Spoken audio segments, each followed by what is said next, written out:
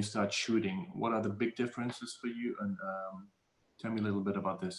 Writing and shooting, making it? Well, writing is first of all very lonely and very concentrated and very, yeah, you have to really dive into that story. And it's actually really hard for me when I'm writing to concentrate on anything else.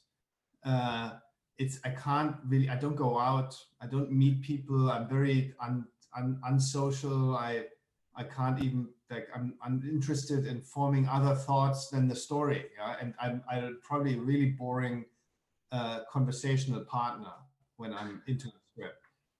And luckily, I don't do that all the time because I'm allowed to shoot in between, because I probably go nuts and just stay at home. And so during the pandemic, I was actually, you know, it was perfect to just, it wasn't different than, you know, you just sit at home and stare at a computer, you know, like, so I was used to it. I know that feeling.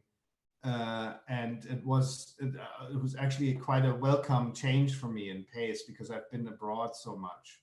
And so to just be at home and be able to write and focus on scripts was really wonderful.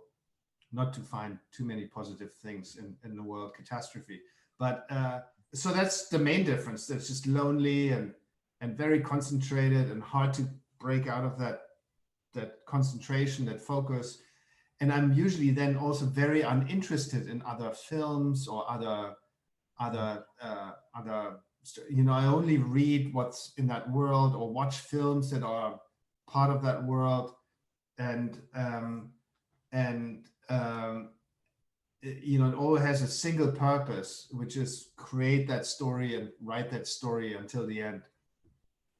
And then eventually, and then you're really happy. Then you finally write the end. You think it's done, you know, and you think like great. And then 2 weeks later, you get the first response from a reader, and you realize it's actually not done yet. And that's very hard to get you motivated again.